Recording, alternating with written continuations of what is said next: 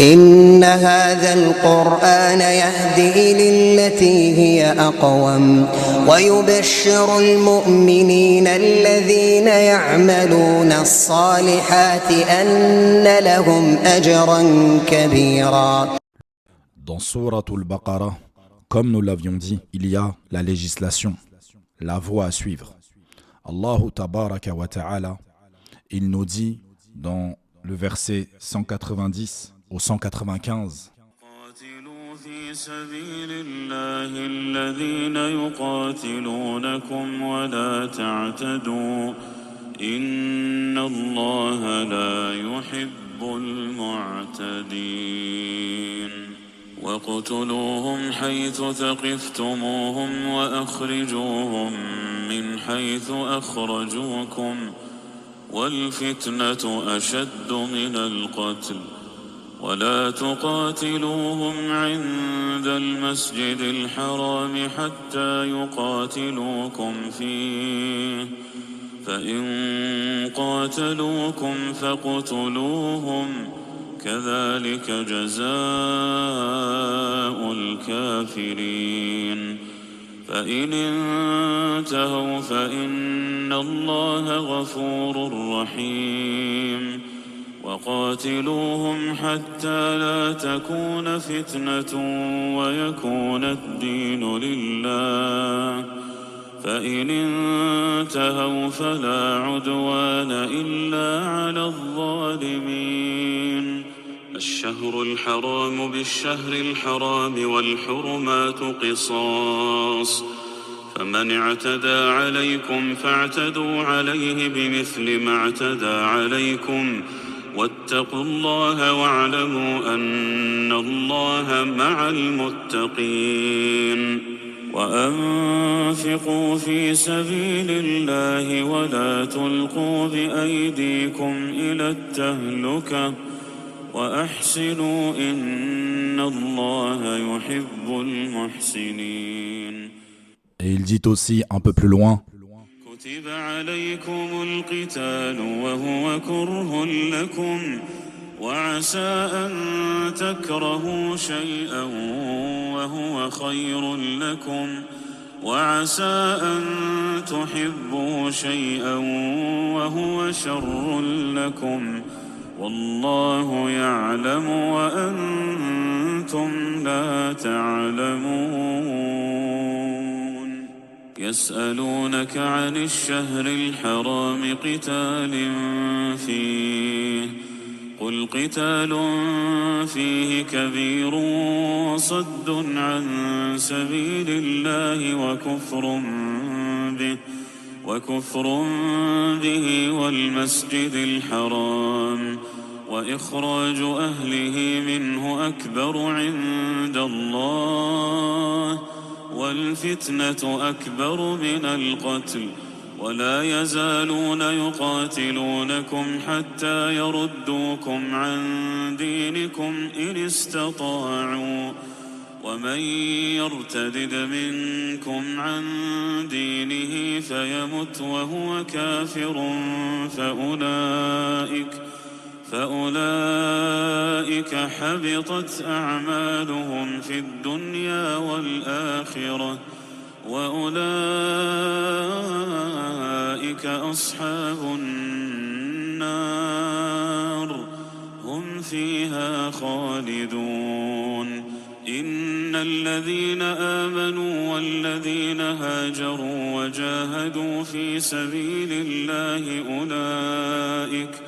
أولئك يرجون رحمة الله والله غفور رحيم.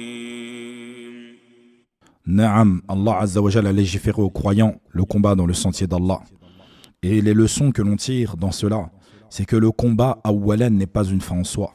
Il est autorisé pour repousser l'agression et de protéger la religion. Allah il nous dit, combattez dans le sentier d'Allah ceux qui vous combattent sans transgresser. Donc même dans ça, tu ne dois pas transgresser.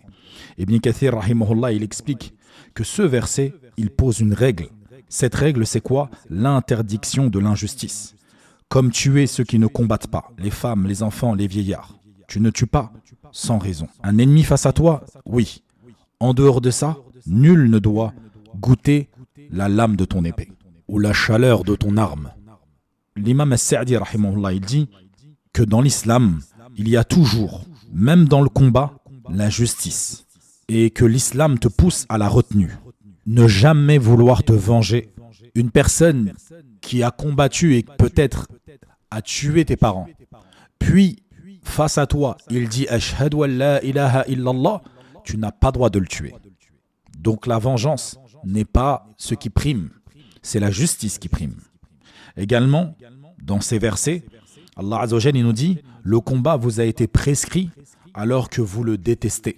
Ici, l'enseignement, c'est que le croyant, il ne suit pas seulement ses passions, ses émotions, il suit l'ordre d'Allah. Allah, il sait ce qui protège la communauté. Donc si un acte est détestable, mais que ça va protéger la communauté, alors tu te dois de t'exécuter. Également, à travers le combat, l'objectif c'est quoi? Est-ce que c'est de semer la terreur, de semer le trouble, le chaos? Qu'elle, c'est de mettre fin à la persécution justement, à la persécution et de garantir la liberté d'adorer Allah Azza wa Jal. Parce qu'au final, tout ce qu'on défend en tant que combattant dans le sentier d'Allah, c'est le fait de pouvoir adorer Allah librement. Et les savants, ils nous rappellent cela. Et ils nous rappellent que lorsque le prophète sallallahu alayhi wa sallam combattait, il essayait toujours de convaincre plutôt que de vaincre. C'est-à-dire que si le problème peut se régler par un simple débat, un simple dialogue, alors le croyant est d'accord avec cela. Le but, c'est la paix. Parce qu'en islam, la paix, elle est préférable à toute chose. Pour que nos ennemis cessent leurs hostilités. Dans ces versets, on voit bien que même en état de guerre, l'islam et les musulmans, ils s'imposent des limites morales, des limites strictes. Ils n'oppressent pas, ils ne doivent pas avoir d'excès. Et ça, ce sont des règles ilahiyya, ce sont des règles divines. Ce n'est pas au choix. Celui qui veut, il le fait, et celui qui ne veut pas, il ne le fait pas. Donc celui qui fait le djihad et qui transgresse, son djihad n'est pas accompli pour Allah, et donc il n'est pas valable. Allah Azza wa Jal, il nous dit bien de combattre dans le sentier d'Allah ceux qui nous combattent, et ne transgressez pas. Même la nature qui nous entoure, on n'a pas droit de la détériorer. Lorsque Abu Bakr as-Siddiq radiallahu an, il a envoyé une armée au Shem, commandée par Usama ibn Zayd radiallahu an, il leur dit « Ya ayyuhan nas, qifu usikum bi'ashrin fahfadhuha anni. La takhunu, wa la taghullu, wa la taghdiru, wa la tumathilu. ولا تقتلوا طفلا صغيرا ولا شيخا كبيرا ولا امرأة ولا تعقروا نخلا ولا تحرقوه ولا تقطعوا شجرة مثمرة إلى أن قال واندفعوا بسم الله. Abu Bakr as-Siddiq, il dit ô vous les gens, arrêtez-vous debout face à moi afin que je vous donne 10 recommandations, apprenez-les de moi. Ne trahissez pas, ne détournez pas le butin, ne multipliez pas les morts, ne tuez ni enfants, ni vieillards, ni femmes. N'abattez pas les palmiers, ne les brûlez pas et ne coupez aucun arbre qui donne des fruits. N'égorgez ni brebis, ni vaches, ni chameaux, sauf pour vous nourrir. Vous rencontrerez des personnes retirées dans des monastères, laissez-les en paix, laissez-les faire ce qu'ils font. Vous rencontrerez aussi des gens qui vous apporteront des plats variés. Si vous en mangez, mentionnez le nom d'Allah, dites Bismillah.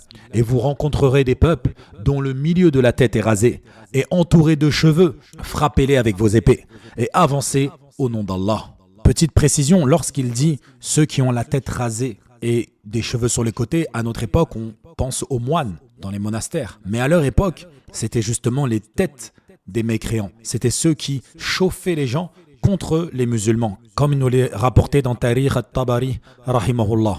Également, le prophète sallallahu alayhi wa sallam nous a dit ne coupez pas un arbre, sauf si cela est nécessaire, et ne mutilez ni un être humain, ni un animal. C'est-à-dire que un animal mort ou un être humain mort, tu ne vas pas le mutiler. Et on ne combat que ceux qui nous combattent. En résumé, dans tout cela, comme nous dit Ibn Kathir, rahimahullah, le but ici, c'est de faire confiance à la sagesse d'Allah, tabaraka wa ta'ala. Même quand une obligation semble difficile, de comprendre que protéger la foi et mettre fin à l'oppression est une nécessité pour nous en tant que croyants. Et que la porte de la miséricorde, elle reste ouverte pour ceux qui se sacrifient pour Allah, tabaraka wa ta'ala. Et ce n'est pas comme ceux qui prétendent aller secourir leurs frères et leurs sœurs en Syrie et j'en passe, et qui, eux, ce sont des terroristes. Il y a une différence entre le terrorisme et le djihadisme. Le djihadisme, il est sous une bannière. sous l'ordre d'un roi, d'un président, avec des règles. Ce n'est pas monsieur tout le monde qui s'invente être un général de guerre autoproclamé et qui demande à des musulmans idiots de venir secourir ses frères et ses sœurs de manière anarchique et chaotique. Puis, dans le verset qui vient juste avant, qui est le 189, puis dans des versets un peu plus loin, Allah nous parle du Hajj. Et dans la prochaine rencontre, nous allons parler de ce lien entre le djihad et le Hajj et la sagesse du Hajj. فنكتفي بهذا وصلى الله وسلم على نبينا محمد وعلى آله وصحبه وسلم.